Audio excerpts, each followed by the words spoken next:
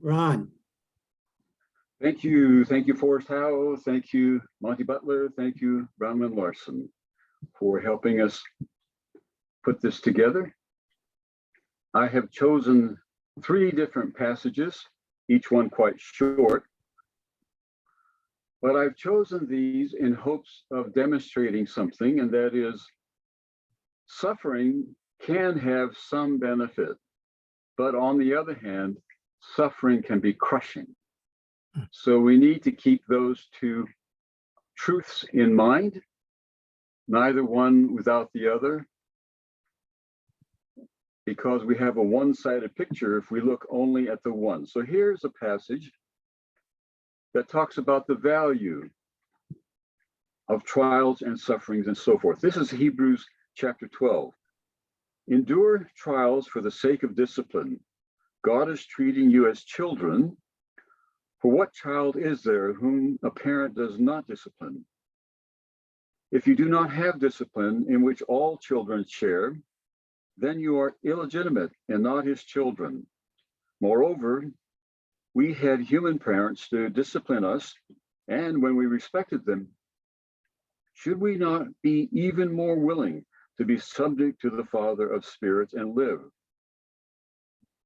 For they disciplined us for a short time as seemed best to them, but he disciplines us for our good in order that we may share his holiness.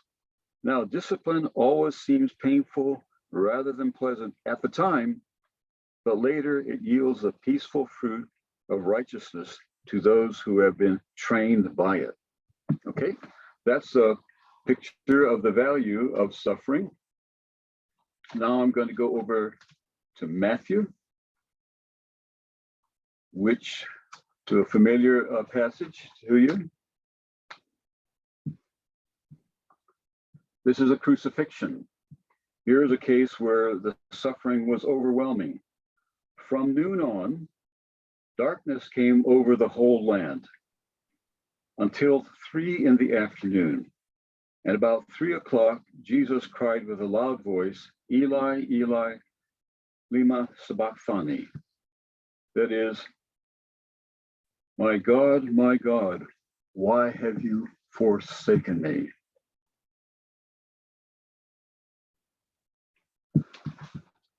Then we go over to Luke. It was now about noon. One says 3 o'clock, this one says noon. Okay. It was now about noon. A darkness came over the whole land until 3 in the afternoon, while the sun's light failed and the curtain of the temple was torn in 2. Then Jesus, crying with a loud voice, said, Father, into your hands I commend my spirit. I don't know how you would portray that if you were a movie director. Would you tell Jesus, to the person acting as Jesus, to have the resignation of despair or the resignation of defiance? How would you picture that? Either way, there's a sort of giving up, no longer struggling against the pain that is being endured. So let's begin with prayer. Dear God, thank you again for this day. In Southern California, it's a beautiful day. We didn't deserve it, but we surely are enjoying it. And we thank you for it. We think of those who are not quite so fortunate weather-wise, and we pray that they too will find some joy in the Sabbath. Help us as we continue to discuss suffering and evil with Barry. Thank you for his work on his doctoral dissertation, and help us to learn from him today. In Christ's name, amen. Well, okay, welcome back. I'm going to try some definitions of evil if we get going here, and then we'll see. I think when we think about evil, we should begin with the concept of pain. Now, pain is not bad. Pain is a good thing. In fact, people who cannot feel pain are in trouble. But let's start there with the concept of pain and then add to it the concept of suffering. So I think we would say suffering is prolonged pain, endured pain. We don't say, I had a stab of suffering. We say, I had a stab of pain. So suffering is long rather than pain is short. Again, suffering as such is not bad. In fact, suffering can be a good thing in some circumstances, but evil is when pain or suffering exceeds its benefit. That's what's evil, I think. Pain and suffering aren't necessarily evil on their own, but when it is more than it is beneficial, then I think we should call it evil. Now, that's how I look at the situation. Let's see what Barry thinks. Barry has brought to us a couple of people for us to consider. Last week, he laid out the issue of theodicy. He pointed out two major theoretical alternatives associated with the names of Augustine on the one hand and Irenaeus on the other. One saying that if we look at the whole picture from afar, we would see that everything looks together quite beautifully. The other one says, well, look forward to understand how much benefit we are gaining from this suffering right now, this pain right now. It's not really evil, really, when you come right down to it. Both Augustine and Irenaeus are saying what is apparently evil is not actually evil. And that's an interesting thing for them to say. Okay, and then after laying out the problem and pointing out these two theoretical alternatives, Barry pointed out that while that's interesting, all of these are too theoretical. I was thinking of Leibniz's book entitled Theodicy, and I have it. It's about 400 pages long, and it has nothing to do with anything concrete. It's just pure theory. And so if I understand Barry correctly, he is saying, well, all right, that's helpful, but we need to ground our discussions of suffering, pain, and evil in the concrete, particular, specific circumstances of genuine people. Let's get down there to the grittiness of it. And then from there, we may work up to the theory. So that's about as far as I think we went last week. Now today, he's going to help us see two major figures who have thought about this matter. And then next week, he will tell us what he himself thinks in the last two chapters of his dissertation. So that's sort of where we are. That's sort of where we're beginning. And so now over to Barry. What would you like to say? First of all, welcome again. Oh, thank you, Dave. Yeah, it's good to be here. I would like to begin with Gabriel Marcel. And if it seems pleasing to you, I'll work through some ideas, and then you can stop me at any point to ask questions. Then we can go on to Dorothee Sula and try the same kind of thing. Okay, that is pleasing to me. So if you would like some clarification as we go along, or people have questions, don't be afraid to stop me. Otherwise, I can just blare on forever, you know.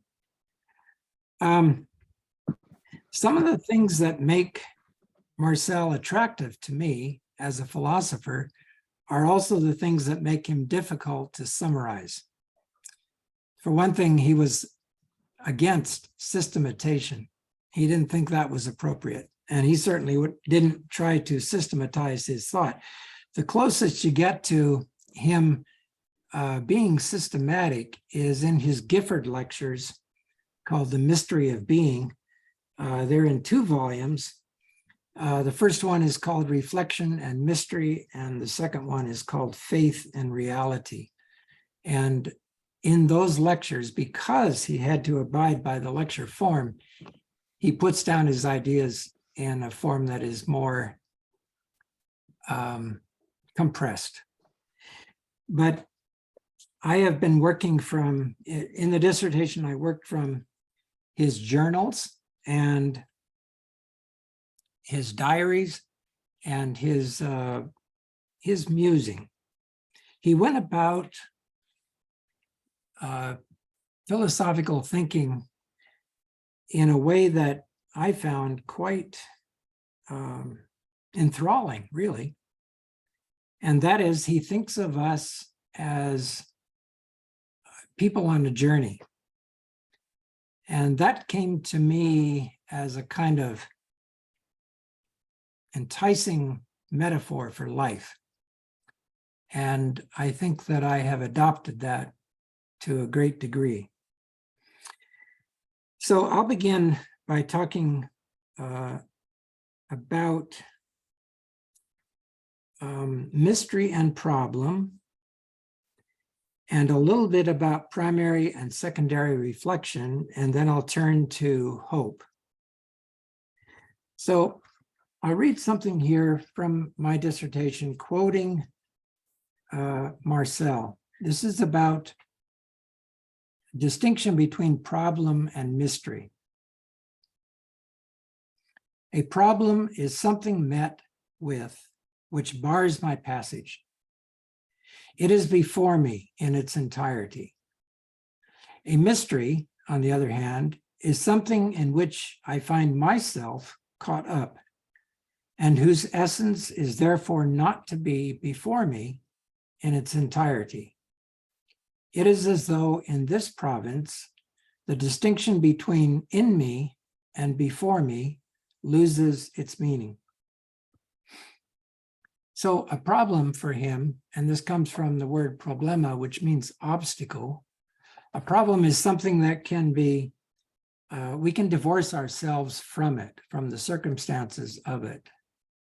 In other words, a problem is something that anyone, given the resources, could tackle and try to find a solution. It doesn't impinge on one's own being and one's identity. Now that makes it good, because then it's universal and anyone who's got the resources can work with it and find a solution. And a problem is something that has a solution. We just haven't found it yet. While the solving of a problem requires energy, time, and effort, Marcel implies that it sheds little light on who I am as a being, because it is something accessible to anyone who has the facts leading to a solution. So evil in that regard is not a problem. Now that runs against the usual language about theodicy, in which we talk about the problem of evil. And Marcel rejects that. It's not a problem. It's a mystery, he says. A mystery, and I'm quoting from the dissertation, is a question in which the data given cannot be detached from the self as an object, but rather calls the self into question by its very existence as mystery. Can we answer the query, what is being, by regarding it as a problem to be quantified and solved? No, because the facts themselves invite further inquiry. So that's how he situates problem and mystery, and we could go into a lot more about it, but that's kind of a basic framework. Another aspect that is foundational in his work is what he calls primary and secondary reflection. And he assumes that philosophy, and also anything to do with the self, as we are traveling through this journey, requires reflection. Primary reflection is that which objectifies, which pushes the problem out away from oneself and is more abstract. So primary is abstract. We're looking for solutions. We're breaking it apart into component elements. And then as we find a solution, we'll put that all back together. So primary reflection is the kind of thing that scientists and some philosophers use. And we use it in everyday situations where we're trying to fix something. But Marcel thinks that it's not adequate for the kinds of matters that he wants to take up. That would be secondary reflection. And secondary reflection is that which inquires of one's self. So in a sense, when we ask questions about evil and suffering and so forth, we're asking questions about our experience, something that is personal to us. It is not universal, except in the fact that everybody suffers and experiences pain and evil. But it is contextual, it is embedded in one's self. And I'll just read again from my dissertation.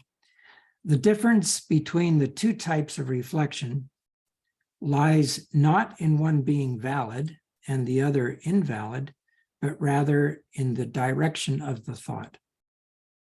While primary reflection tends toward abstraction and reification, secondary reflection seeks the immediacy of the experiential, from which its existential concepts arise. Another difference between the two types is that secondary reflection involves a kind of intuition, which grasps experience as a whole and tries to reflect upon it without divorcing it or divorcing thought from action. This intuitional thought is unverifiable, resists quantification, and yet is the basis for philosophical thought in Marcel's understanding.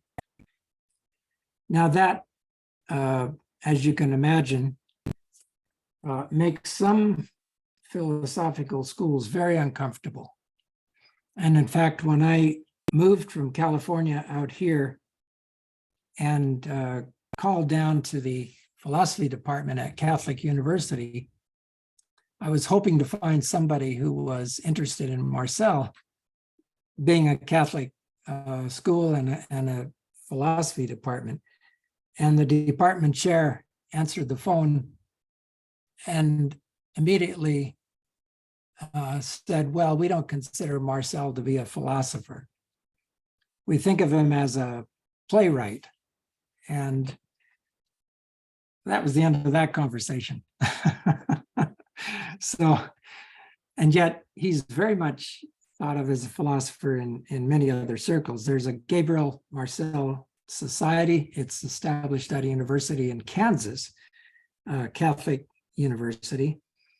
All of his books are in print.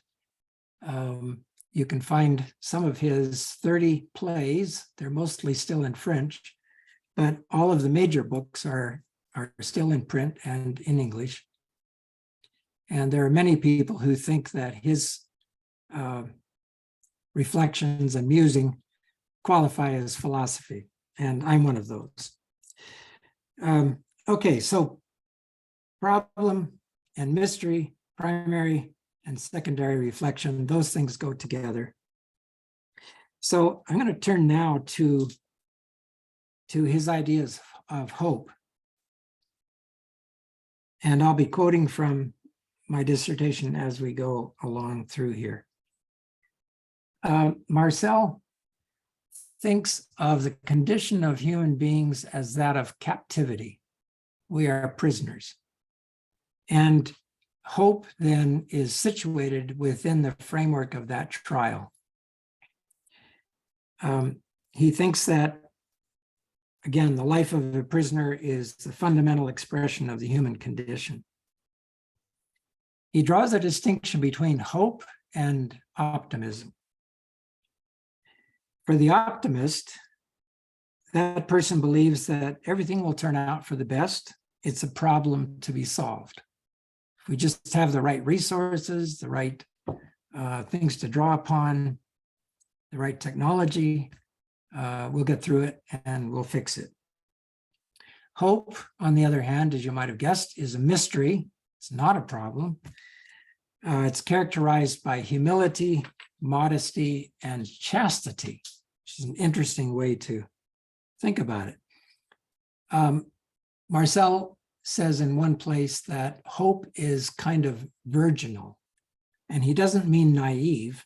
he means pure, that it's a kind of purity which approaches the world in full realization of evil and the power of it, and yet coming at it from the point of view that this is essential to understand and to participate in. He says, or I say about him, hope manifests itself in an essential openness which provides for the establishment of real communion among people. That's another thing that is really central to Marcel's thought. Everything then points toward communion between oneself and others. That is an aspect of what he calls intersubjectivity. So that whatever we're trying to understand and to work through and to experience, we do so in that arena of communion with others and community. Another thing he says about hope is that we cannot understand it unless we have struggled with despair. Let me read something to you here.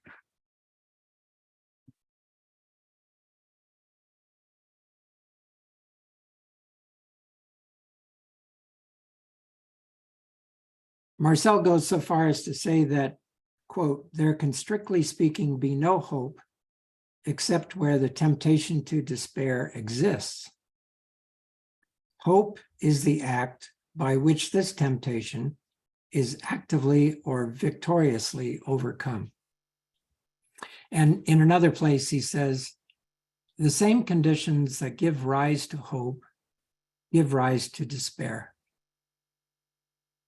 You think about the implications of that. This is as far as you can get from optimism. This is deep down, you know. So in the very moments of despair, when we're down in the pit, that can also become the moment and the movement of hope. He goes on to talk about despair. It's a capitulation before the facts of the situation. And I quote from myself, it is at bottom to renounce the idea of remaining oneself. It is to be fascinated by the idea of one's own destruction to the point of anticipating this very destruction itself. So it's a kind of disintegration of the self in the face of the facts of the situation. That's despair. By contrast, hope exercises patience. It is not in a hurry to get through the situation because it realizes that its situation is probably beyond its control. And so it exercises patience. That brings about a new consciousness, which Marcel says refuses to live out the stale repetition of time.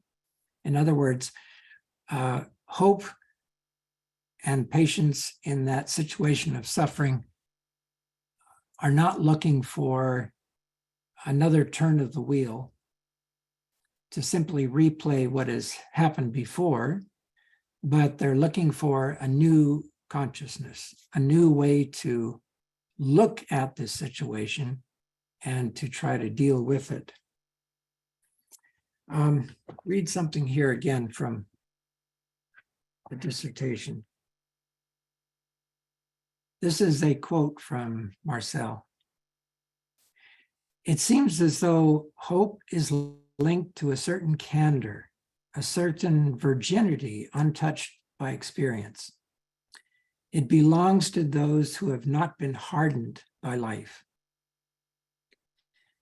In the name of accepted experience, people claim to trace some kind of circle of Popilius around us. There's no way out. And that is the formula to which the experts of established experience fly. but postulated at the very basis of hope is the non-validity of such assertions. The truth that the more real is real, the less does it lend itself to a calculation of possibilities on the basis of accepted experience. Hope, quite simply, does not take any heed of this sum total.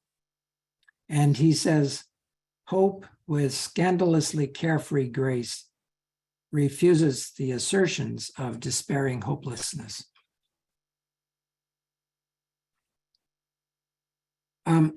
Marcel thinks of one of the terms that comes up, and if you saw the video that Dave put up on Marcel's thought, this term that comes up is disponibilité, which is translated as availability.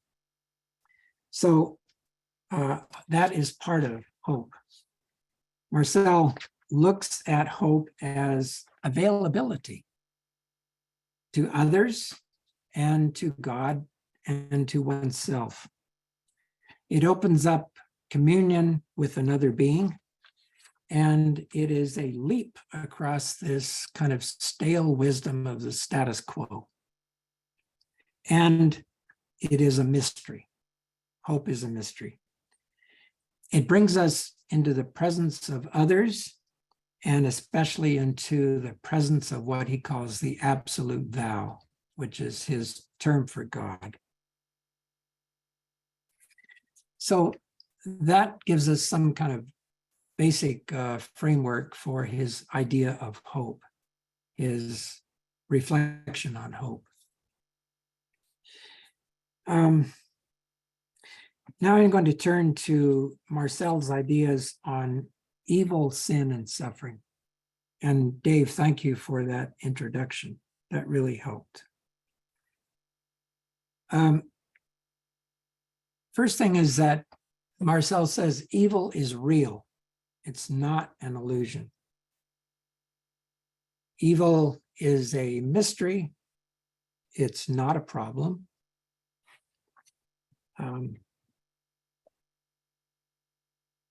Back to the book here.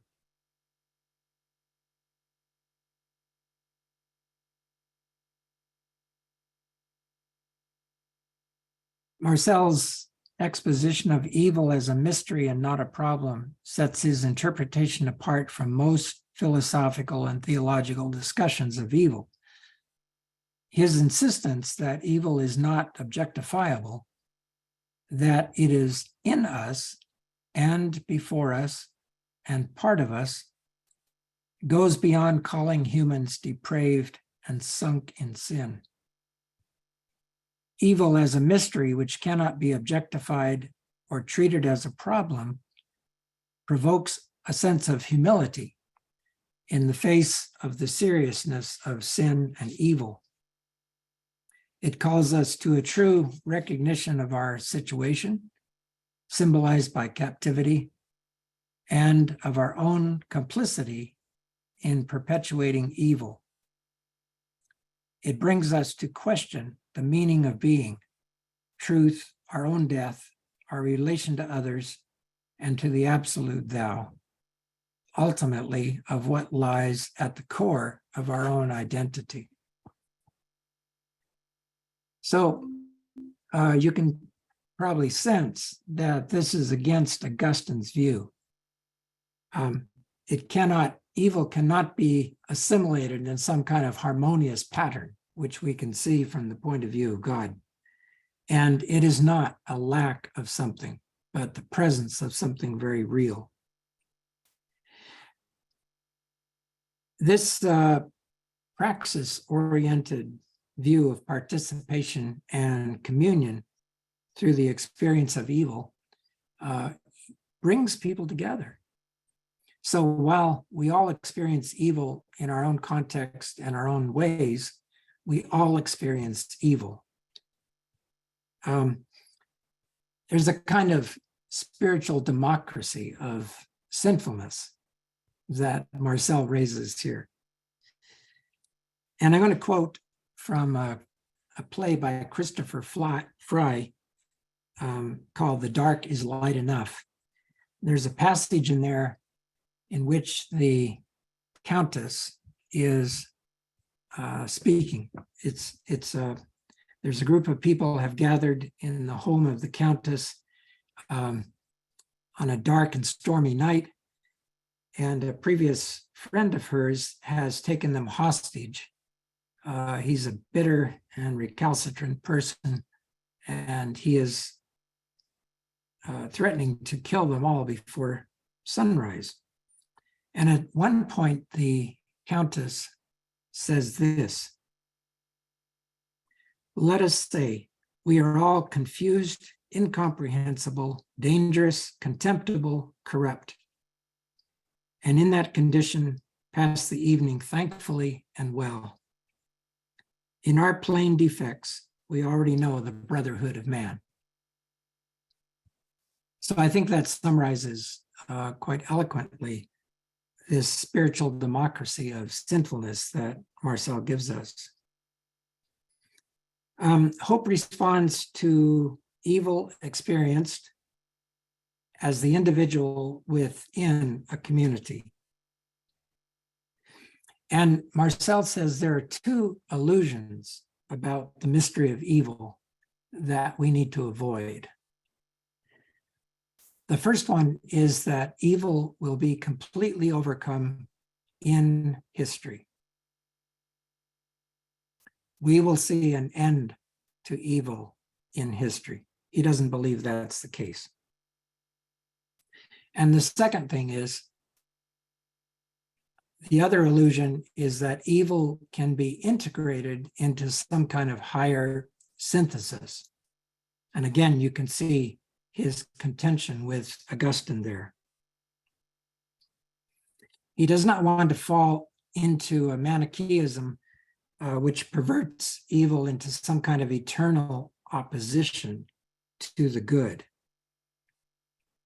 And here's what he says: "We have to arrive not so much at a certitude, but rather a faith in the possibility of overcoming it, that is evil. And this faith is not without a grace. It is grace." So faith that evil can someday be overcome is for him a form of grace. And you can see that it requires humility on our part. This is not a problem to be fixed. Our technology will not fix it. It is something that is within us and around us. Speaking of evil now, we are captive to it, and yet we are able to stand apart from it in order to reflect upon it.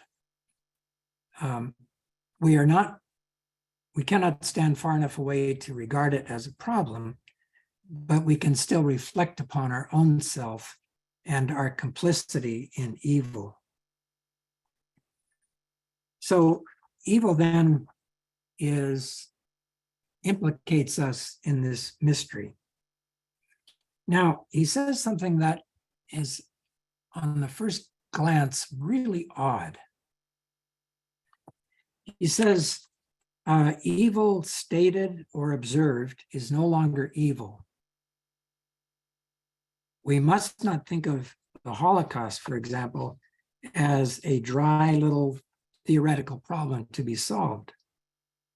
If I remove myself emotionally and spiritually from the discussion of evil, I lose compassion and solidarity with the victim. So evil stated or observed is no longer evil. You know, your first reaction to that is probably, come on, what are you talking about? At the most generous, that sounds really insensitive, you know? And yet what he's saying is that if we can stand that far away from evil, to observe it in that regard, we're not involved. And we're not in compassionate communion with the victims of evil, other people. So we cannot remove ourselves if we're studying the Holocaust as an academic subject, we're not really immersed in the problem of evil then, or the mystery of evil, I should say. Now, there's a place for that, to understand the, how the process was carried out, how it was systematized and regulated and so forth. But that doesn't get at what that unique kind of evil really is.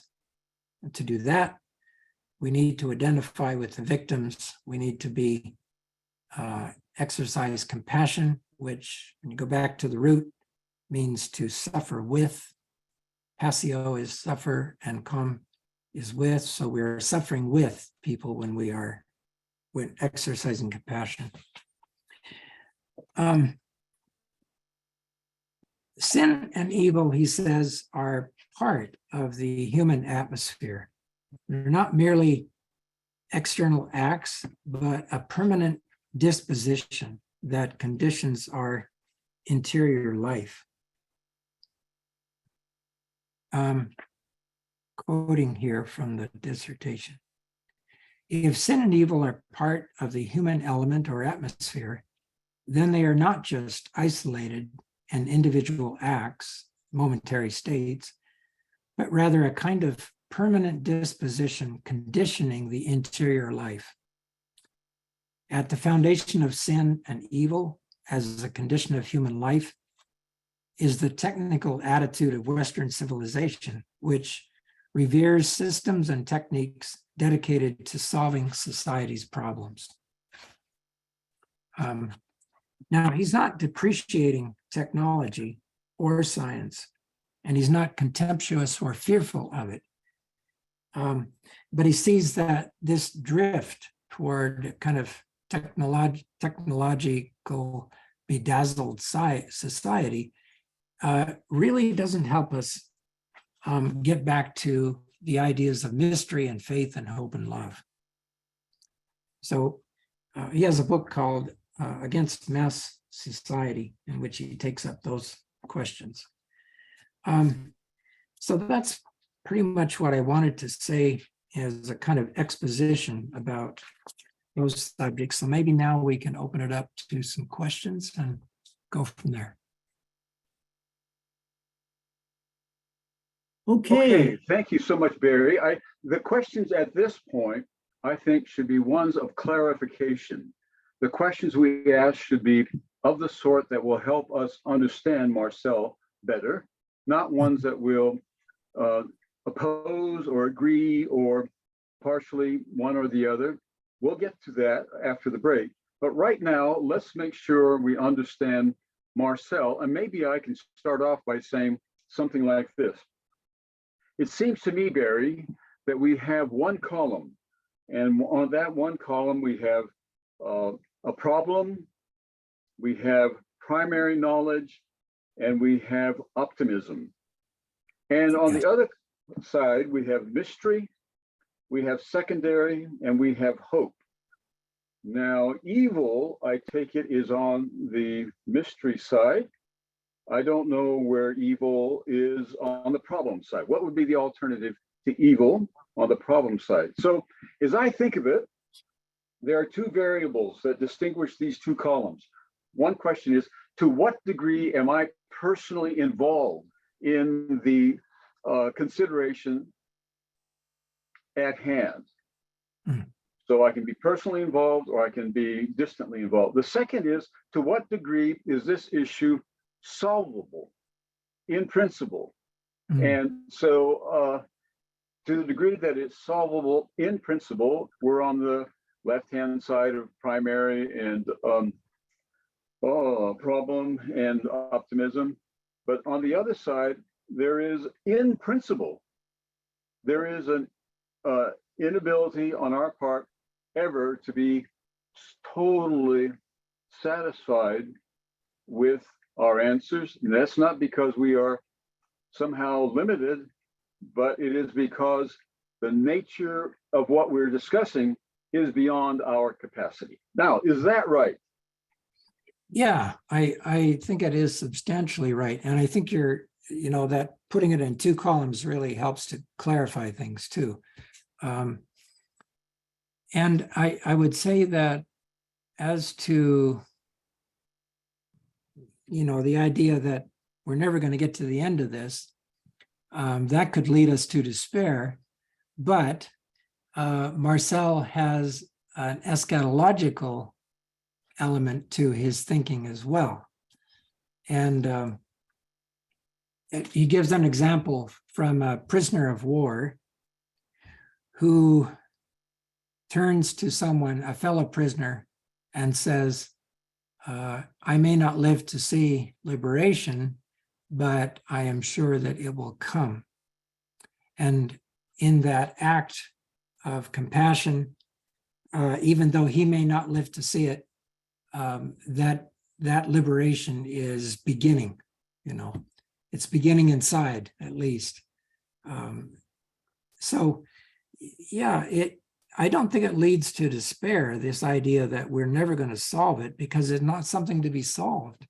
It's something to be endured in one sense, but also it has about it a transforming power, which I think as a Christian, Marcel would say, brings us in humility under the love and compassion of God. And if I understand correctly, it's not as though we can be one or the other, live in one column or the other column, but we live in both.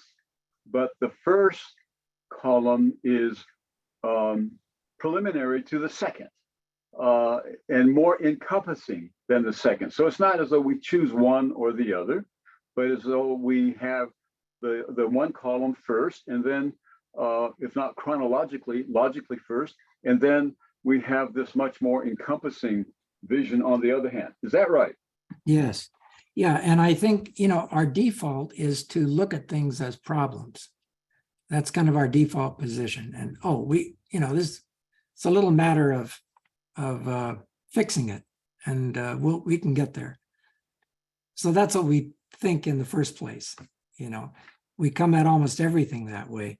And yet, when we get into the questions of evil and suffering and so forth, we realize these are not questions that can be fixed.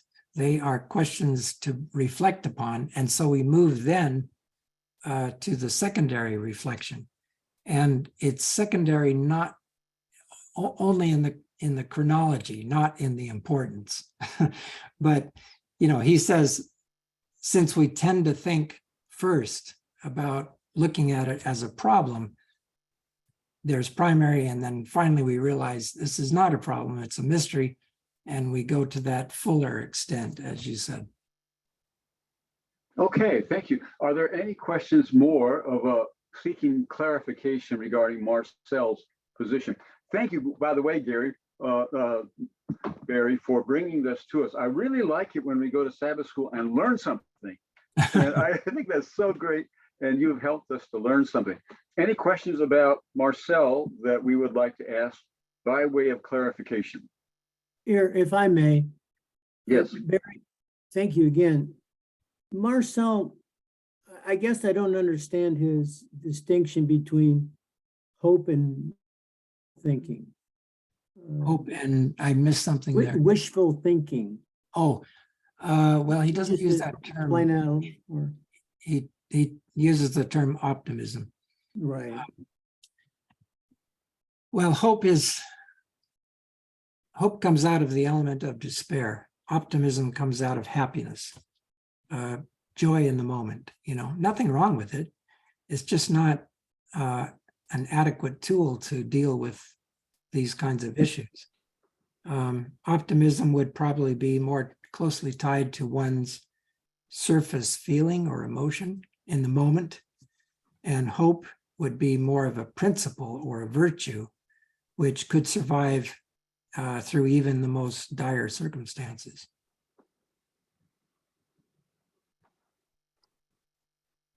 Peter. Peter, yeah. Well, Barry, I don't understand how evil could be a mystery without being a problem. Because mystery, we don't understand it. That's clear. But we still have to deal with this mystery. Yes. And is not this mystery becoming a problem for us? Well, yeah, it becomes a problem for us in the sense that problem is something that's irritating, and I'm not being facetious, but something that picks at us and jars us and so forth, and we want to get rid of it. We want to fix it and move it away. But when we try to do that, we realize that there's much more here than we had thought. That's why it becomes then mystery. It is not something that can be solved. How would we solve it? You know, would we kill all the people who kill others?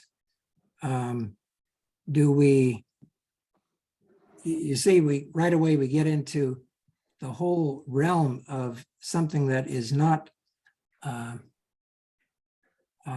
it is not something that has about it components that could be broken down and fixed and then put back together. It's something much bigger than that, that is actually more interior, you know. So he's pretty clear that we are immersed in evil. It's not outside of us as something that can be objectified and pushed away from us. It's we participate in it, and we also do evil, and yet we're reflecting on it. So the very fact that we can reflect on it suggests that it is something that happens in the world, but it also affects us in our interior, in our soul. So it's not, you know, it isn't something that can be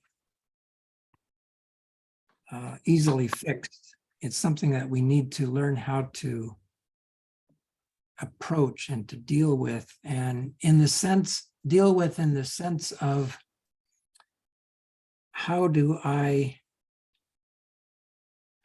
change because of it?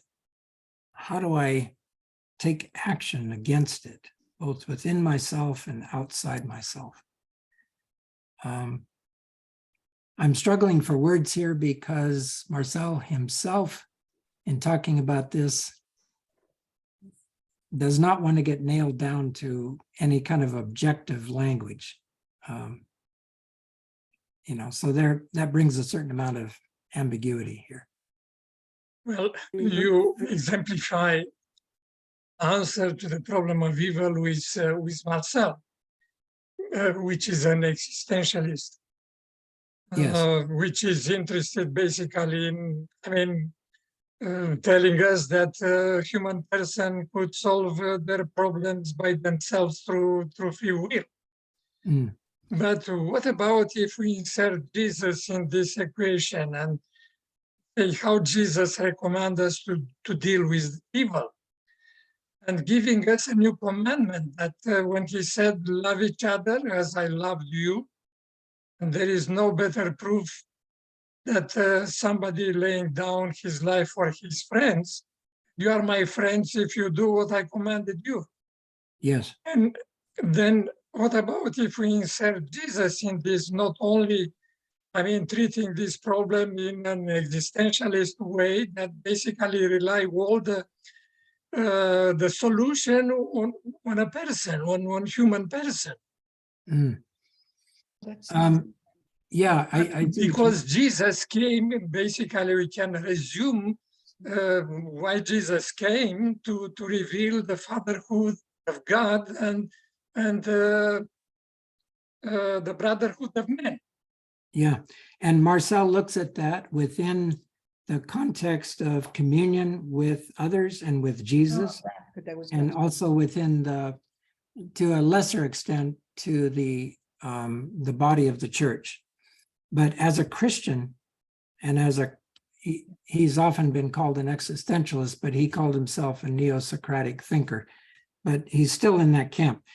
As a Christian, he looks to Jesus and the Holy Spirit. What he doesn't want is us to think that evil is some little problem that can be fixed through technology and then sort of cast aside until the next time it pops up. He wants us to see that this is something enormous, but it can be dealt with. And of course, behind all of this is Jesus as really the prime example of someone who took evil on himself and cast himself upon God and was resurrected. That is our model. Okay, thank you. Okay, David, I've got two hands up here. Do we want to continue or do we want to take our break? Well, if these are questions of clarification, let's take them. All right. And then we'll take a break after that and come back and deal with Dorothy. So if we have time, but Okay. let's do what we're doing well, and then we'll look at the schedule in light of that. Okay, all right.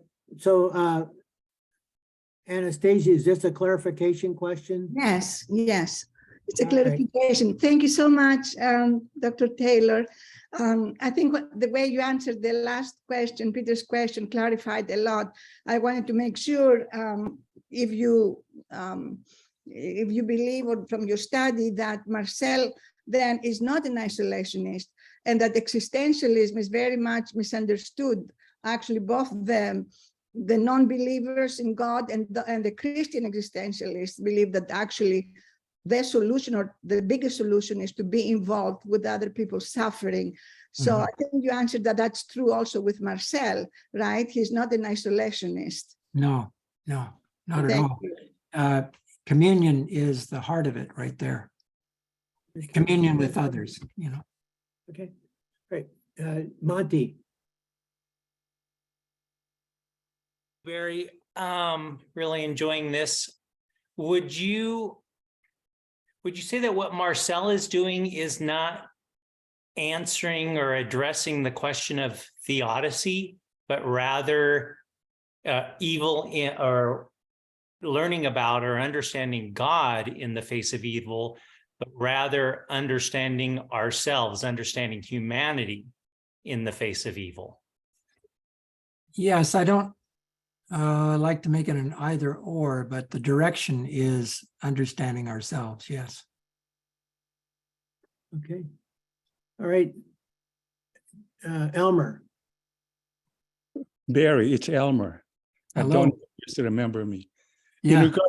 In regards to Marcel's primary and secondary reflection, if you define evil and you see it from a primary standpoint, by the time you transpose and move that to the secondary reflection, don't you lose a certain part of the definition because it's not evil anymore?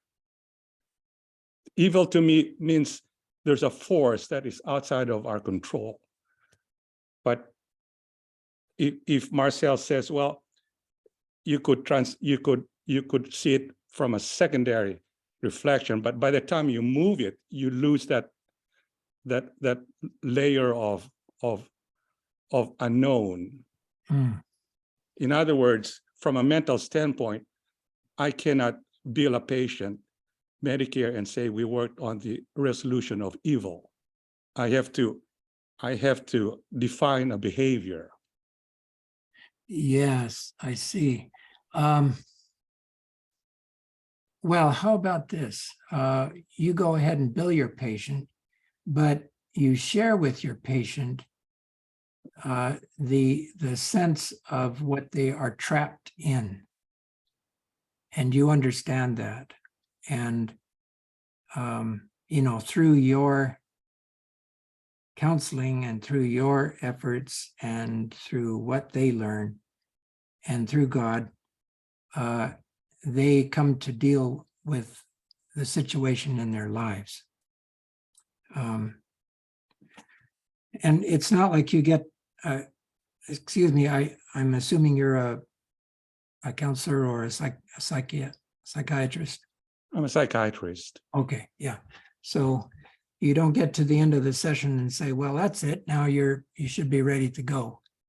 You realize that doesn't happen quite that way. So Marcel is saying, I am coming to a situation of evil, not as a kind of clinical observation, but as someone who's involved in it myself, maybe not that specific reflection of evil, but certainly an evil itself. And so I come to it in humility to other people who are suffering, and I say, here is where we are. We are going through this. And what can we look to find a way to move ahead? Not exactly to say to solve this, but to move ahead without losing our humanity, without losing our compassion, and to get to a point where we can feel like our identities and our souls are intact and moving forward. So, but Barry, doesn't evil connote more than humanity? To me, evil means there is a force that is uncontrollable. It's out there. You know, I was influenced by Satan, or like one in the early 70s, there was a joke, the devil made me do it. yes. You know, in order for me to resolve that, I have to engage another force to engage that. I couldn't get rid of them and say, okay, I solved it. It doesn't work like that. So I'm thinking, if you use Marcel's primary and secondary reflection, when you see it from a secondary reflection, does the definition evil change so that now you lose the essence of evil? So maybe what we could say is primary reflection would say there is a force called Satan that brings this kind of thing. Secondary reflection then says, how does it affect me? Am I part of this captivity? So you're not losing anything. You're actually focusing from out there, being out there, to our situation here, horizontally on the ground. One other thing is that what Marcel is trying for through all of this is looking through immanence, looking through what we're going through right now in this earth. He's looking through that to transcendence. So every mystery then is in some way a portal or an opening to transcendence, to actually reaching God, you know. Interesting concept. Thanks, Barry. I don't know, Elmer, if that even rings at all authentically to what you're coming from, but I hope. Well, it does with me because I'm a Seventh-day Adventist. But when I'm practicing psychiatry and I'm dealing Medicare or Blue Cross, I cannot say we prayed. We try to exorcise the evil. You know, Medicare will throw that out and say, "That I'm going to we'll take your license away from you." It doesn't work like that. Yeah, no, not at all. I mean, it's you treat it as a medical problem and you bill for that problem, but you also, in Marcel's view, look at it as something deeper than that as well. Yes, interesting concept. Thanks, Barry. Yeah. Okay, thank you. I'm going to go to Dana. Dana? Hi, thank you so much. Can you hear me? Yes. Yes. Thank you so much for this wonderful presentation and deeply moving. And thank you, Elmer and everybody else for your comments. I just wanted to say one little thing that was stirred in me.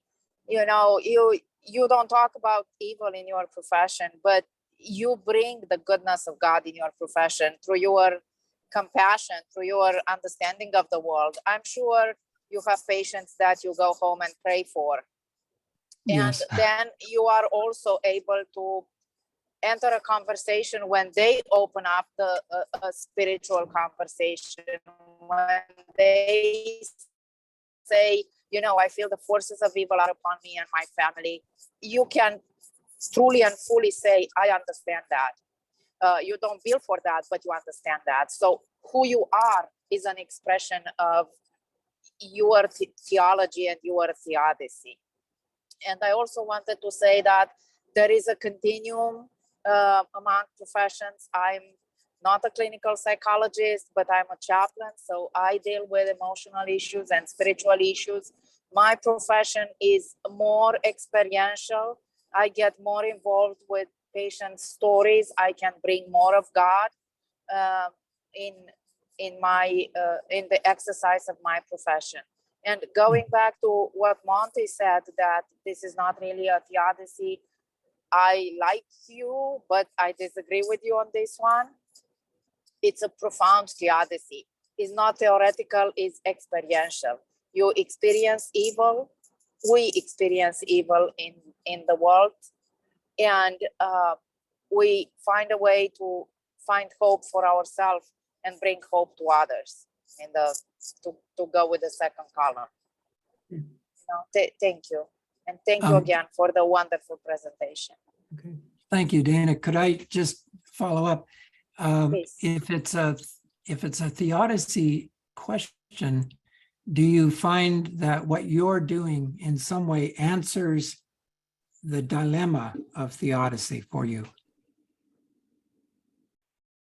You know, what spoke the most for me in your presentation was the difference between a problem and a mystery. Mm. I wish they would teach Marcel in chaplaincy school, because this is the answer of what they are trying to teach us. You are not there to solve problems. You are there to walk the journey with your patients. But there is no theoretical framework, and Marcel gives us the theoretical framework for that. So to me, your presentation was really a revelation. And now I understand very well why I have to stop solving people's problems and be there for the journey. We like to talk about chaplains as being sojourners with the patients. We don't bring God in their story. God is already there. We maybe help them see God in their story.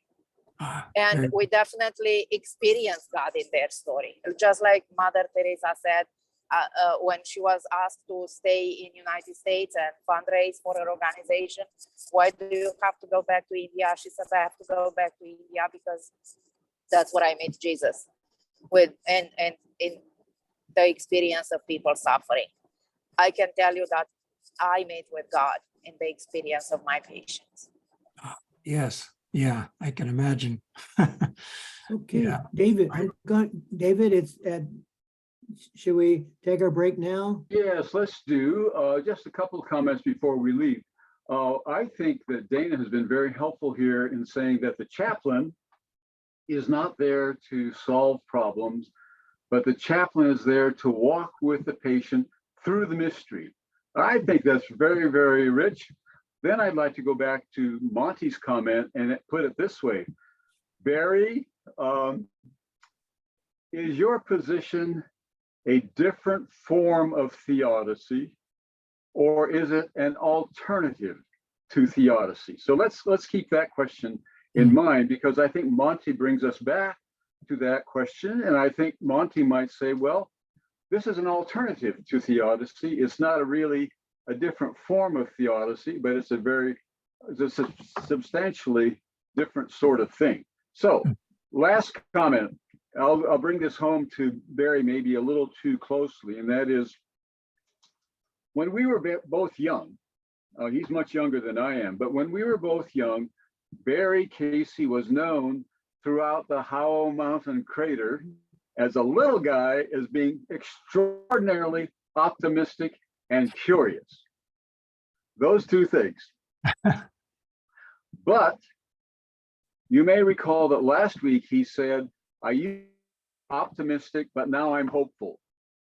And the difference is the despair from one to the other. So what has shifted? Now, I don't want you to get into this too autobiographically, but what's happened is I look at this from a side. Well, here's Barry. He's very young. He's very curious, and he's very optimistic. He goes through some troubled waters, and he comes out on the other side hopeful. Is that at all true? Oh, yes, very much so. Okay. Yeah. Do you want me to Okay. say a little more about that? Not more than you want to. Okay, just very quickly. My mother left when I was 9 months old. And so I've never known her. And so then I sort of bounced around for 2 or 3 years between relatives and friends of the family and so forth.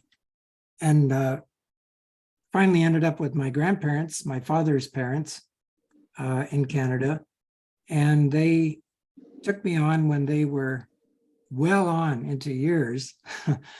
And I lived with them for the most part until I left, graduated from college. There was a time when I was the only kid in my school whose parents were divorced. And I don't think I suffered deeply from that, but I was somewhat of an object of concern. And I may have compensated for that lack of a father and a mother, even though I loved my grandparents, by, just sort of being a Pollyanna. And yet there were times as I got older that I did things that I didn't think I would do or could do. And I think we've probably all had that experience. We see a side of ourselves that is not commensurate with the view we have of who we are. And I went through that and came out believing that humility is one of the primary virtues. And of course, you can't say, I'm the humblest among us, because then you've shot the whole thing. But believe me, humility leads us into some better waters. And I'll just leave it at that. Wonderful. Thank you so much. Now I have 11:38 in California. So 10 minutes from now would be 11:48. Let's just make it 11:50, make it 10 minutes to 12.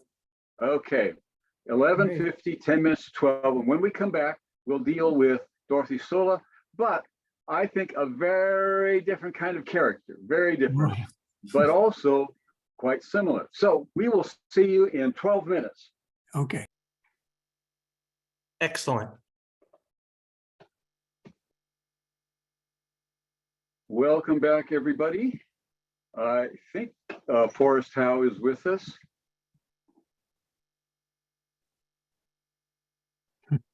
Maybe Here. not quite. There we Here go. I am here. All right, maybe we can turn on the recording and then we'll go to Dorothy. We're on recording now. We're recording. Okay, over to Barry again and Dorothy Sola. But let's begin. My first question, Barry, is how should those of us who speak English pronounce her name?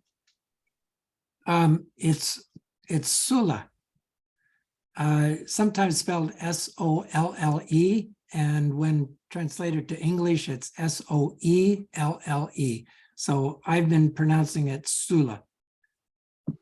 Okay, Closest I thank you. could get. Thank you. Maybe there are some German speakers here who could do better.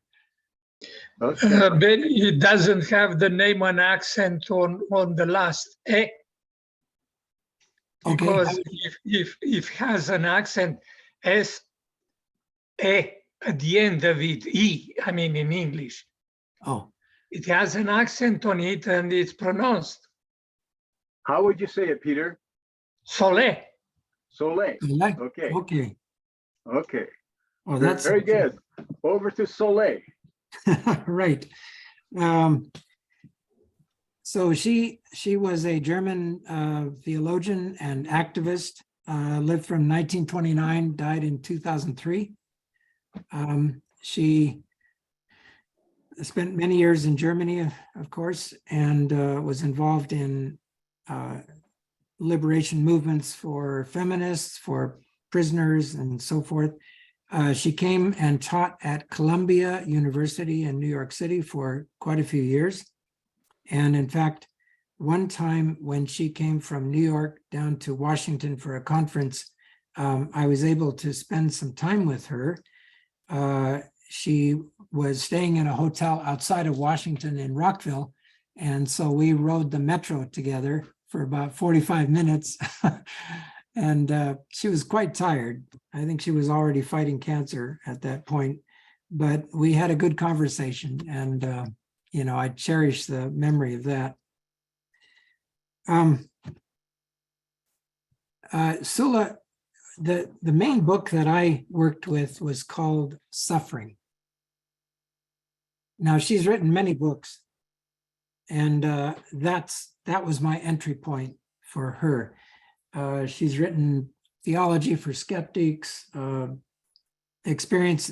She wrote another book from experiences down in Latin America with liberation theologians and priests.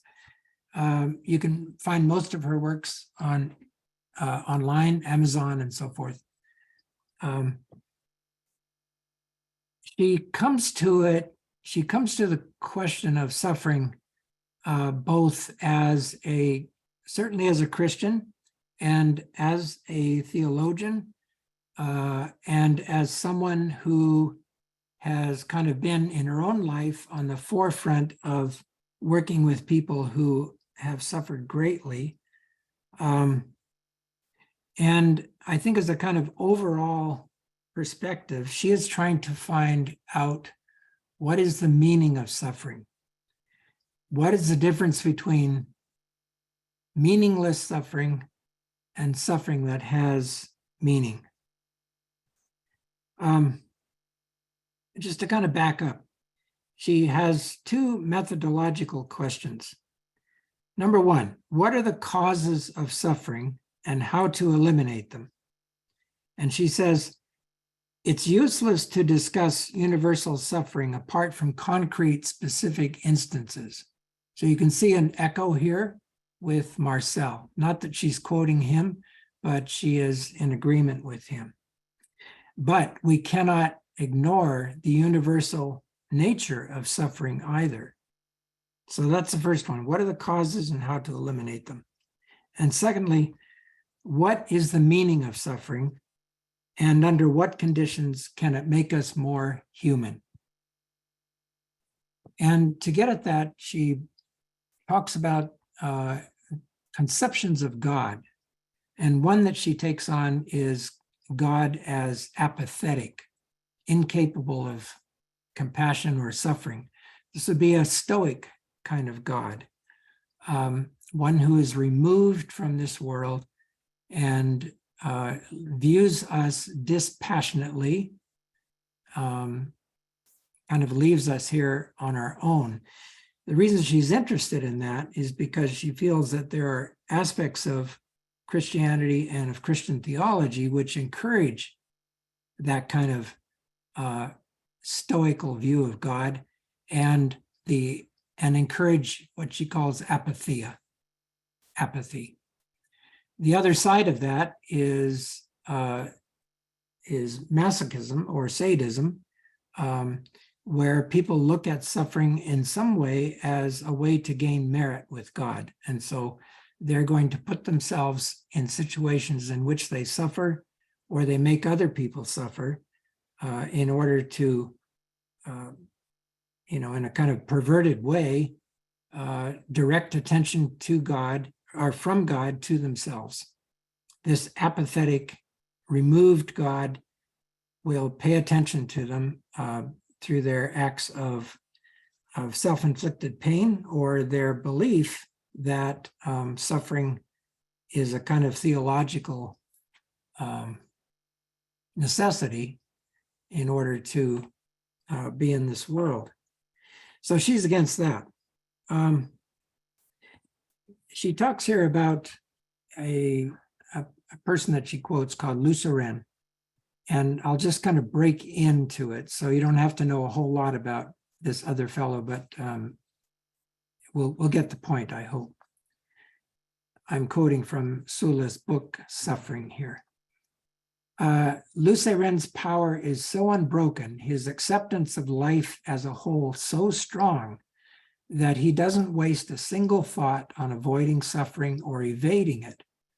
The theodicy question is superseded here by an unlimited love for reality, end quote. And then I say, to ask who is responsible for evil and suffering, or to attempt to justify God in the presence of evil, becomes superfluous in light of the love for reality and life. The merely theoretical gives way to the concrete and practical. So again, she's coming at this as a theologian and a philosopher, so she has more at stake in the theodicy question than Marcel does. And yet she's going to go for the concrete and the practical in order to address this whole issue of suffering and what it means. She works out a phenomenology for the meaning of suffering. She thinks of it in 3 phases. The first one is simply mute suffering. The pain is so deep that it cannot be expressed at this point. This is Job sitting on his pile of ashes, silent as he suffers. The second phase is lamentation, in which the person gives expression to their suffering. And this comes out in a variety of ways. It might be asking, where is the fairness in all of this? You know, kind of a typical question that we would ask, why me? What have I done to deserve this? Lamentation then can take the form of trying to understand and verbalizing what that person is going through. It's an important step between the first phase of muteness, which is simply deep, deep suffering, and the third phase, which is action. So lamentation comes between mute and action. Now, what kind of action would she take, or what kind of action is called for? She makes some distinctions here that I think are important to keep in mind. The meaning of suffering is what she's intent on discovering. She says there's no right or wrong suffering, only meaningless or meaningful suffering. And she says specifically, because someone is rich does not mean that their suffering is trivial. Every human being's suffering is it's legitimate. You know, we should not denigrate somebody because we don't understand their circumstances. So there's no right or wrong suffering, only meaningless or meaningful suffering. Secondly, the movement from apathy to passion and from denial of suffering to courageous acceptance of that suffering becomes a meaningful experience. So she's asking us to accept suffering, and she has to walk a fine line here. On the one hand, this is not a kind of masochistic thing where we say, oh yeah, bring it on, all the more. I want a lot of suffering, you know, because in this way, God will pay attention to me and I can sort of exorcise my demons and all of that. So it's not that. It also is not the denial of suffering. When we accept suffering, she says, we are facing reality. And reality for her, facing reality is an aspect of truth, and it is getting us closer to how we can begin to deal with this in a way that Christ dealt with suffering. The third thing is this phenomenology, as I've been talking about: mute pain, lamentation, and action. Let me read something to you here.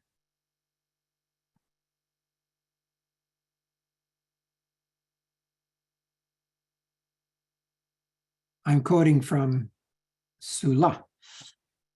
Suffering makes one more sensitive to the pain in the world. What is essential is whether we carry out the act of suffering or are acted upon, indifferent as stones. what matters is whether the suffering becomes our passion in the deep double sense of that word. The act of suffering is then an exercise, an activity. We work with the suffering. We perceive. We express ourselves. We weep. If people are not to remain unchanged in suffering, if they are not to be blind and deaf to the pain of others, if they are to move from purely passive endurance to suffering that can humanize them in a productive way, then one of the things they need is language. So this is where lamentation comes in. To express one's pain and suffering is a necessary prerequisite psychologically to taking action in transforming it.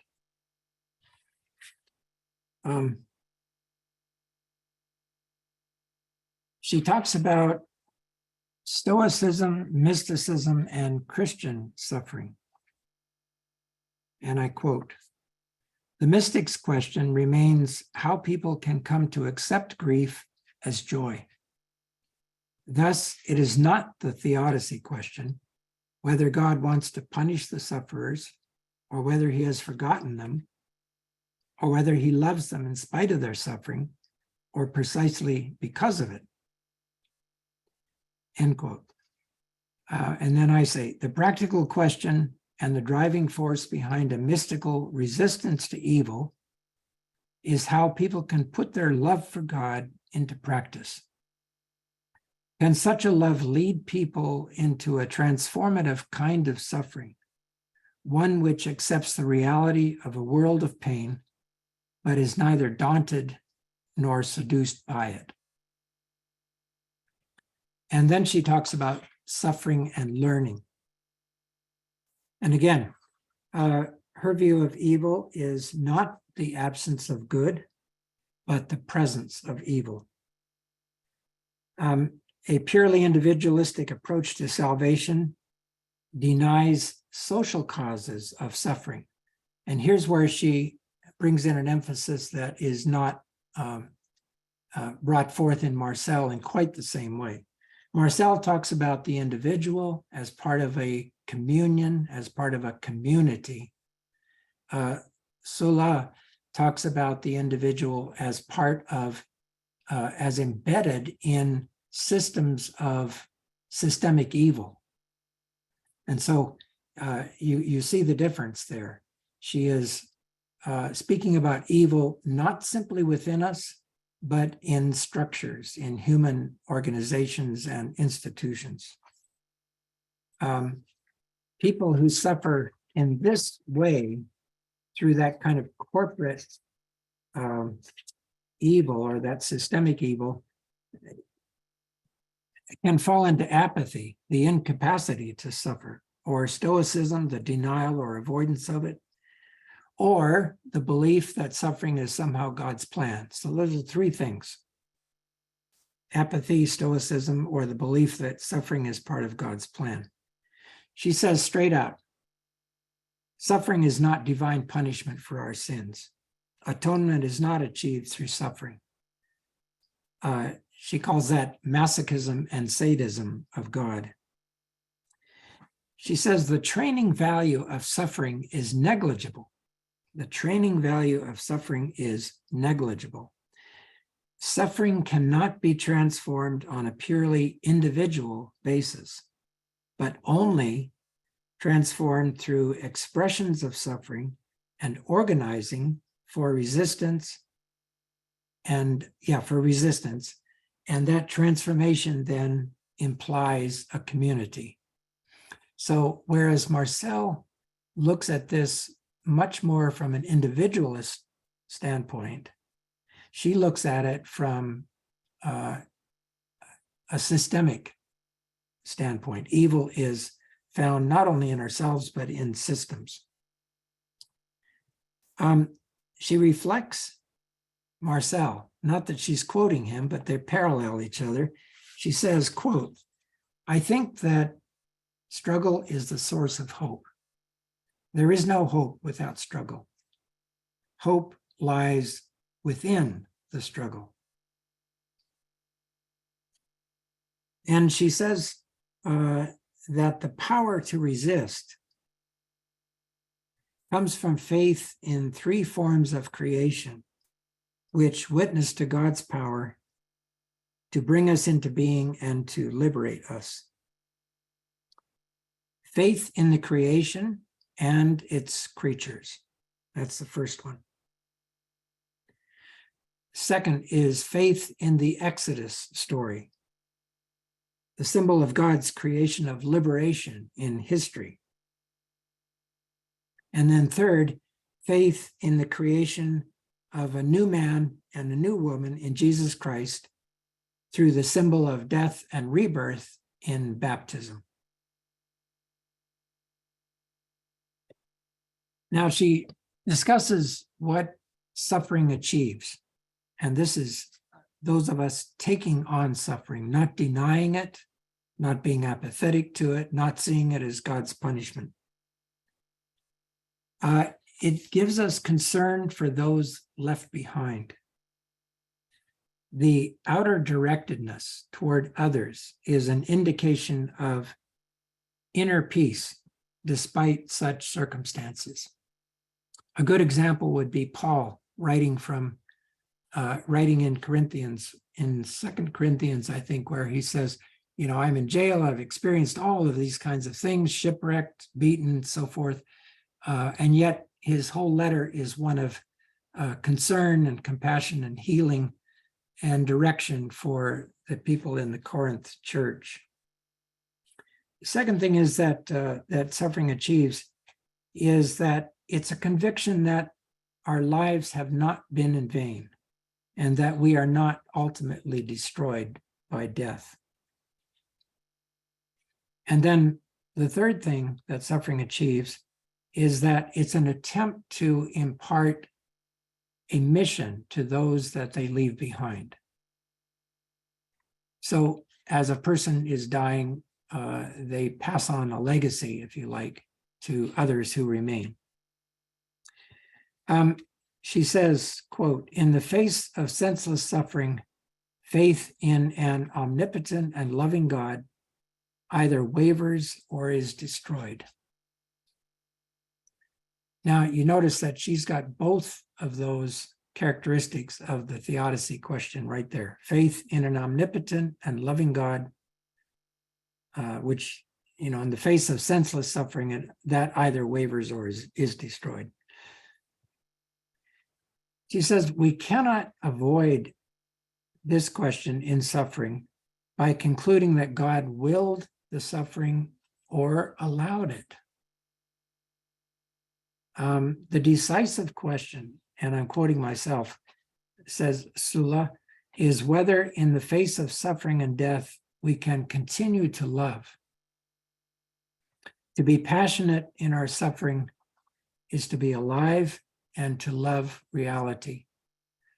Our love for reality is our love for God, and it is in this acceptance of suffering that the meaningless is transformed into the meaningful. So suffering, which is meaningless, is against reality and against God. Suffering, which is meaningful, is that which is accepted, transformed, and taken action in a way to reflect God's love. I'll just read a passage or two here from her book, Suffering.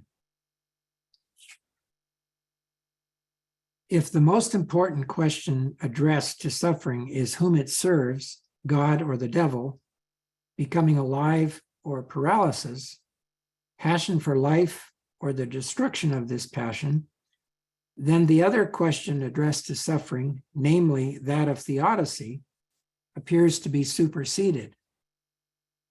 The Almighty Lord, who ordains suffering or frees one from it, has in that case lost his all-surpassing significance. Whoever grounds suffering in an almighty alien one who ordains everything has to face the question of the justice of this God, and he must be shattered by it. So you see the element there of a God removed from us who ordains everything that happens, almost predestines it. She says the questions that we should ask as Christians: whom does suffering serve? What does it achieve? Many dream of a better world, but are unable to integrate their personal suffering with the universal dream. And she puts up the view of God that we get in the letters of John. A number of these letters remind us directly of Jesus' farewell discourses in the Gospel of John. The essential ingredient in these letters is not self-portrayal of pain and grief, but concern for those who are left behind. And then quoting John, "I will not leave you desolate. I will come to you. Yet a little while, and the world will see me no more, but you will see me. Because I live, you will live also." Jesus promises his friends peace. "In the world you have tribulation, but be of good cheer. I have overcome the world." It was about the others that Jesus was anxious. Now, I've gone very quickly over Sula's position. But I hope that you pick up some threads there that are parallel to Marcel. The idea that the question is how we're going to deal with it, and how do we transform meaningless suffering into meaningful. The idea of reality, that we face up to reality, the idea that God is love, and that God suffers with us and suffers in the cross. Those are some of the things that she shares with Marcel. So we can go from there. Thank you, Barry. So she's much more political. Yes. He's much more mystical, but she's a mystic. Right? Yes, he is. She's Yes. a mystic revolutionary. Can you say something about her mysticism? She goes back to Eckhart and others, and some women mystics. I think her mysticism is in the acceptance of suffering and what that means. You know, the interiorization of the experience of suffering. And she wants to not skip over that first phase of mute pain, the dark night of the soul, if you like, you know, before we get to lamentation and expression.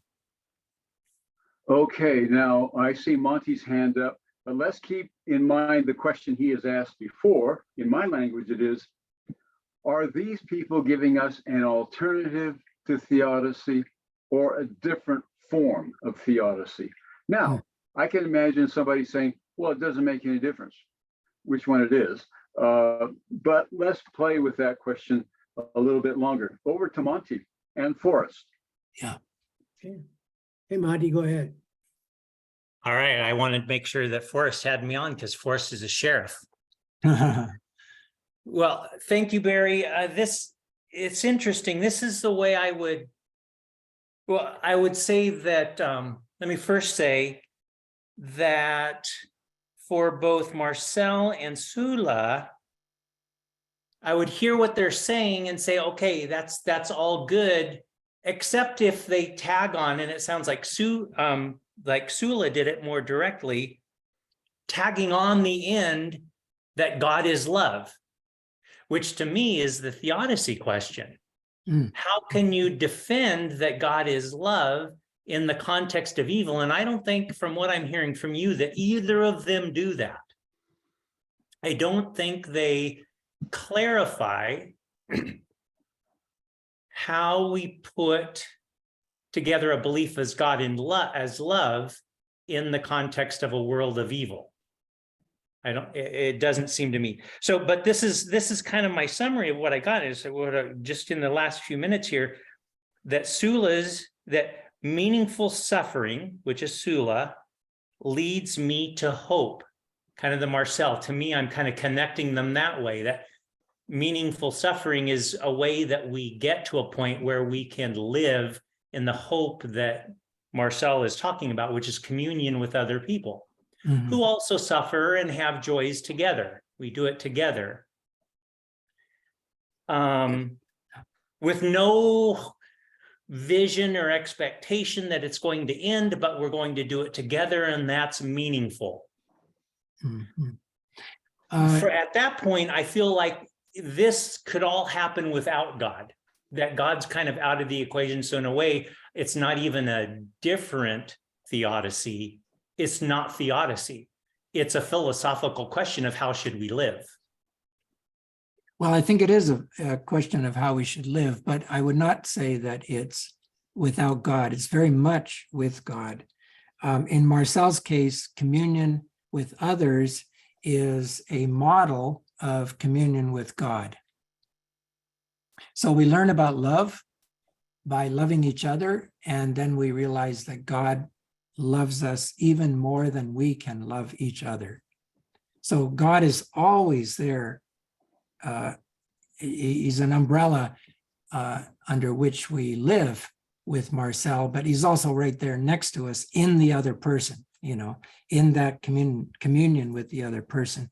With Sula, she's much more pastoral as she talks about God, in that what she wants to discard is the idea of an apathetic God who just sits back and watches us down here suffering. She wants to discard the idea of a God who is somehow lashing us, beating us, making us suffer as some kind of punishment for our sins. She's going to look at Jesus as God on the cross, suffering with us and showing us what can be redeemed out of suffering. So, she uses language that Marcel doesn't use, like the cross and resurrection and Jesus suffering and those kinds of things. But for both of them, God is very much involved in our suffering as a source of strength and compassion. And also, eventually, even though we ourselves may not live to see it, eventually to integrate everything and to bind it up in a way that we can't fully comprehend. So when it comes to the theodicy question, Marcel doesn't think of it he thinks of it as a problem, kind of the luxury we have of sitting around trying to square this circle or circle the square. Sula looks at it as she gets a bit impatient about asking that question because she thinks we ought to be doing something. We ought to be standing in solidarity with others. We ought to be trying to reduce the capacity for injury and oppression of corporate institutions and so forth. And so in a way, the whole theodicy question is superfluous for her. It's not that she doesn't deal with it. That's her first instinct. But she says we need to get on to trying to deal with evil as it is on our level. But no, she's not coming up with an answer to the theodicy question. She's coming up with an action toward it. All right, I can see all that. What I then can't, if a person is going to adopt this approach, what I think that really changes or has implications for the rest of their theology. Oh, yes, it does. For example, the idea of a heaven. Yeah, I suppose. Neither of them talks much about that. I don't see how they can, it's really not part of the picture. Heaven is I think in Marcel's language, I would say heaven, the idea of heaven is a misthinking about the topic because it's looking at sin and pain as a problem to be solved, and the solution is heaven. You say that Marcel would look at it that way? If I'm understanding the way you describe what Marcel's approach, that that evil is a mystery, not something to be solved, but it's a mystery. To have a theology of heaven or an eschatology of heaven is to treat evil as a problem, not as a mystery. Ah, okay. Yeah, I see what you mean. Marcel has a phrase that I think might speak to that. It goes like this: I hope in thee for us. I hope in thee for us. Now that can be put between you and me. So I hope in you for us. There's you, there's me, and there's this third thing, which is us or we. It can also be applied to God. I hope in God for us, that is me and God. And so neither of them are going to spend much time talking about heaven, although they may assume it, I don't know. But they want to be in this world and deal with this world. And yet they also reserve the idea of an eschaton in which God will bring about justice and love. They just don't go into the detail about heaven. And I guess that's where I think for me, they fall short by pursuing the pastoral instead of the theological, because they're not answering the theodicy question that then might or might not answer the question about how that heaven would come about. Because part of the theodicy question, as I think of it, is to what extent is God exercising extraordinary influence on what happens? And if you aren't answering that question, I mean, in a way, to me, what they both have done is said, well, God's not doing away with evil here on earth. And I agree with a lot of the ways they're doing away with some of the negative interpretations of that. But one of the interpretations is God cannot, or maybe not will not, but cannot do something about it and is not doing something about it. We will journey together through it. Mm-hmm. But then if we come to the end and say, well, God cannot do something about it, then God cannot do something about it in the end either. We will just have to continue to journey. I think one of the reasons we try to, so I don't feel like they cannot address the theodicy question directly as a preliminary to say God is love, but then have some solution at the end to say, well, God's going to jump in and do something miraculous in the end to make it all go away and be better. Yeah, I see. I can't square those. Yeah, thank you. That's a lot clearer, and I appreciate that. And I have to say that from my understanding of Sula, I don't know how she would fully respond to that eschatological question. She may address it, and I would not be surprised if she does, but I just don't know what that is. But that's a very good question. I mean, that's sort of the whole Could I thing. jump in here just for a second? It does seem to me that Marcel does look forward to some kind of triumph of good over evil. Because he doesn't, the way he gets at it, I think, is to say Manichaeanism is wrong. And that puts evil and good in an everlasting, never-ending conflict. And he wants to reject that. That's right. So And Sula also. I'm sorry? Sula also. The idea Right. that evil cannot be overcome. She rejects that. Right. So now they're not going to talk about streets of gold and gates of pearl and so forth, but they are going to say that in the end, whenever that is, there will be the triumph of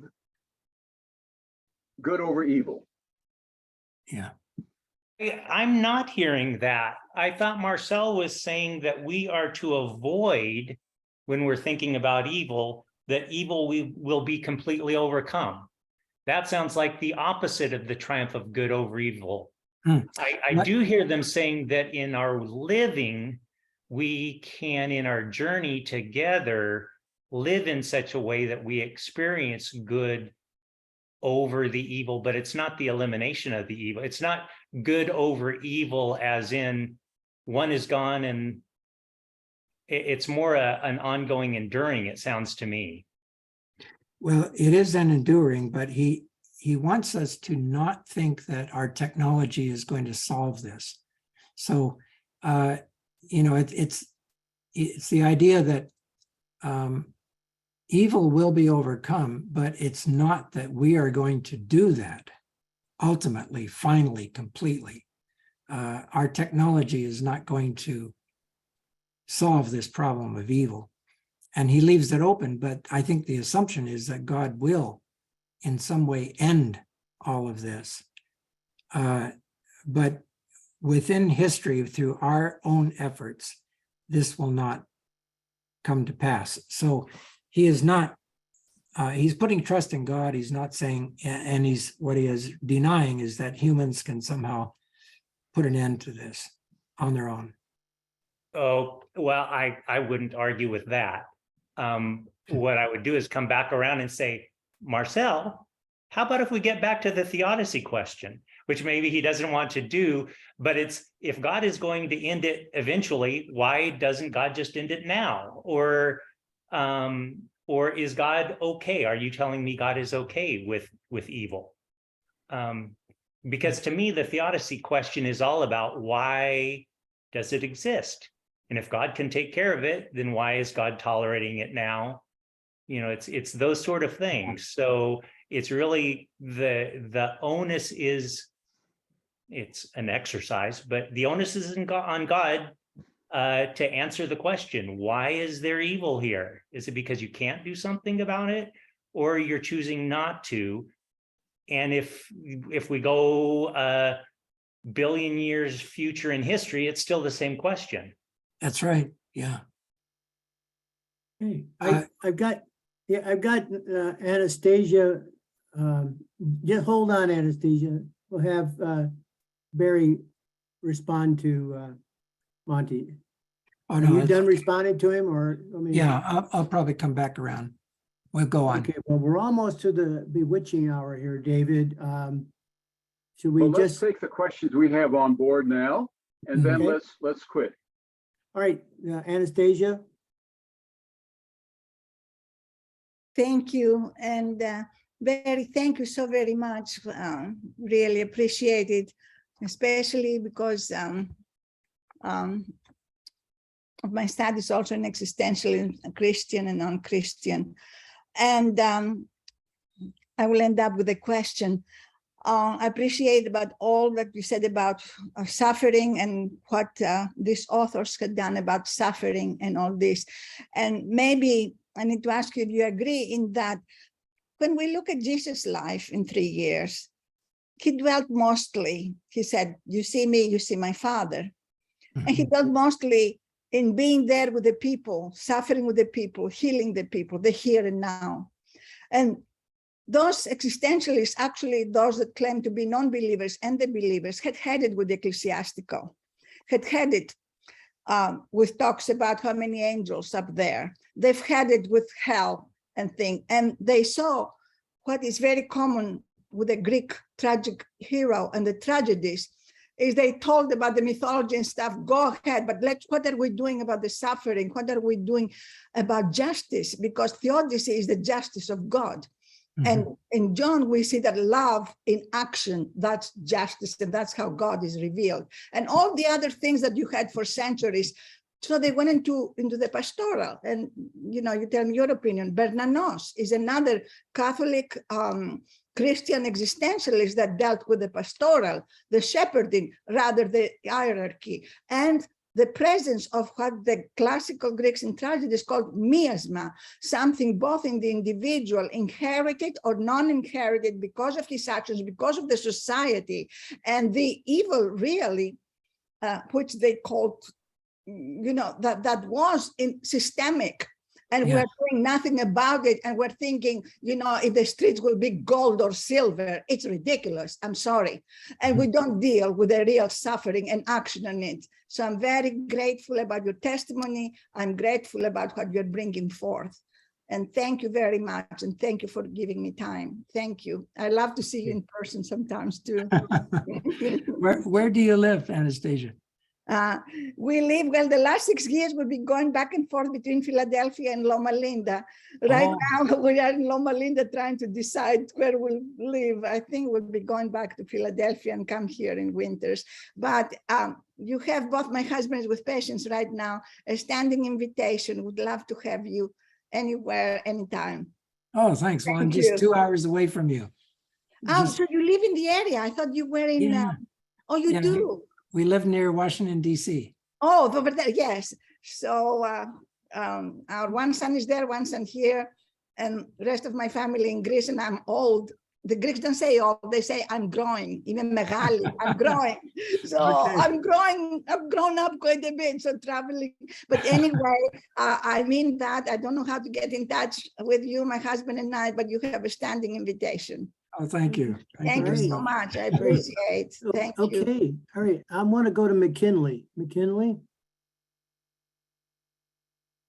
Thank you, Forrest and Dave and Barry. So in preparing to review your dissertation, Barry, I did a little literature research. Mhm. And what I found, and this is a partial comment, is that most treatment of theodicy don't address the question of sociodicy. Of what? The second researcher, I think Sula is the person Yes. that you were talking about, seems to address sociodicy in respect of the human institutions being a source of evil and perhaps even human actions. Yeah. In this respect, sociodicy seems to be an alternative to theodicy, and God's role is to address the problem of evil eschatologically, but in the present through the actions of his people. Yes. I wonder what you think about that. Yeah, that comes out of Black theology, Black liberation theology, and feminist theology and liberation theology too, that God is working through people in this world to address those situations of oppression. Okay. Thank you. I'll follow up in the potluck. Okay, all right. All right, Peter, I'm going to give you the last question. Very quickly, Betty, I try to understand, I believe when you submitted your proposal for your dissertation, you have to state exactly what you want to accomplish in it. And I try still to understand if your premise was that the absence of good, of evil is good, or you consider the evil an active agent that was opposing God. Yes, the latter. The second one. Yes, Okay. active agent. Yeah. Now, in regard to Dorothy Soleil, I know that she was part of the liberation theology. Mhm. And liberation theology stands for basically, it appeared in Latin America and basically it's in favor of action, taking even weapons to overthrow the dictatorship in Latin America, the evil, we can say, governments, and to replace them with good governments.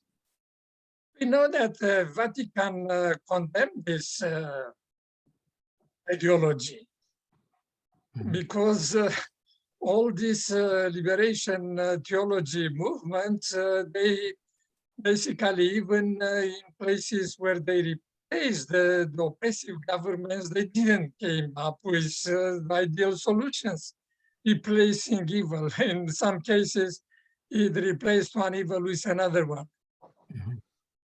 And I try to understand Dorothy that what exactly her opinion is about this. And I am puzzled about the fact that philosophers, to call them so, they were not too much interested in identifying or trying to explain somehow the origin of evil.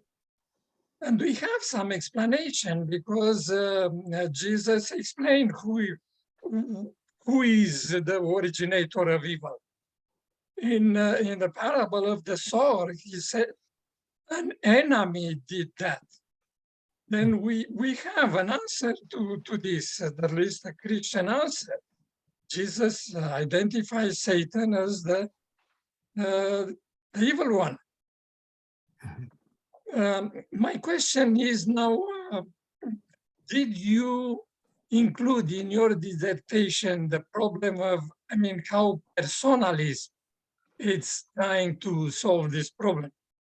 Because the Catholic Church basically, and especially John Paul II, the Pope, he was in favor of personalism, advocating for that. And also the Vatican II, I think, was very much in favor of personalism. I was very much interested, not as much in theological and doctrinal problems, but in basically in human problems. Basically, the Pope said the church is now preoccupied with human, is the man, and emphasizing less God, I can say. What do you think about this?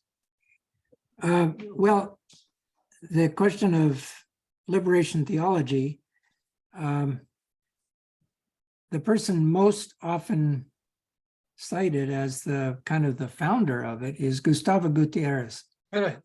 Chilean priest, whose approach to it was not that of bomb throwing and all of that sort of thing, but of the suffering Christ and of suffering with people who are oppressed. I think that you could look across the major figures of Latin American liberation theology, and they would all agree with that. They would not be taking up arms. Some people did on the fringes, but for the most part, people like Oscar Romero, Archbishop, who was gunned down in the cathedral while he was doing mass by supporters, by mercenaries who were supported by the United States. That's the kind of sacrifice that is made by priests and nuns in Latin America who were part of liberation theology. They were working for peace, not through violence, but through sacrifice. And Sola is someone who in Germany was working for, protesting against nuclear armaments and nuclear war, for example. That was one aspect of her ministry. But she was also standing up for women who have been beaten and oppressed, and her connections with Latin America and liberation theology were in terms of peace and not in terms of revolution. So there's that. And then I think what Sola brings to this whole discussion that Marcel kind of alludes to but doesn't develop is systemic evil. Evil that is brought forward from within people and incorporated, sometimes legislated into institutions and laws and things like that. That sort of attack on systemic evil is never popular. It's often dangerous for those who do it. I think we see Jesus involved in that to some extent, not to try to overthrow, but to point out the systemic evil and the fact that evil takes form. It's not just someone who has an evil spirit within them or has a disease. It is actually structuring a society. But Gutierrez, even if he didn't advocate for taking arms, still Vatican condemned this, then there must have been something wrong in it that they didn't agree with. Yeah, they did condemn him, but I don't think that's a reason to believe that what he did was wrong. But it was not advocated mainly by the Jesuits. It was not advocated Advocated for by the Jesuits. right. How does that affect the situation? Now, what I want to say is that the official position of the church was to condemn the liberation theology. But the liberation theology was supported mostly by the Jesuits. Oh, I didn't get that last part. Yeah. Well, I don't see that as some sort of conspiracy by the Jesuits to overthrow governments through liberation theology. Well, they did it in Nicaragua, to take just one example. Yeah, and that certainly spiraled out of control, and now we see it as a pretty oppressive country. Right. But I don't think that we can lay that on the priests who acted in good faith, and then the people who took that and ran with it and used that as cover to bring in their own thirst for power. I still think that liberation theology accomplished a great deal in terms of opening the word to people, teaching people about the Bible in villages, helping them understand pretty much what Luther did by teaching them how to read the Bible, that God loves them and that they can reach out to God. They don't need the intercessor of the priest or the church. But he's not promoting that as social gospel. Well, that's an aspect of the social gospel, but I'm not assuming that the social gospel in itself is a bad thing. I think there are aspects of it that are derived completely from Jesus' teachings in the Gospels. No, making from it the main thing, the purpose of our existence on this world, earth. I think I missed a word there at the beginning. I think what is wrong with it is that making the sole purpose of our existence this liberation theology, I mean, the social gospel. Oh, Was Jesus didn't promote it as the main thing, social gospel. no, he didn't promote a social gospel. That didn't come around until about 19th century, but he certainly promoted working with the poor, feeding them, healing them, liberating them, teaching them, and so forth.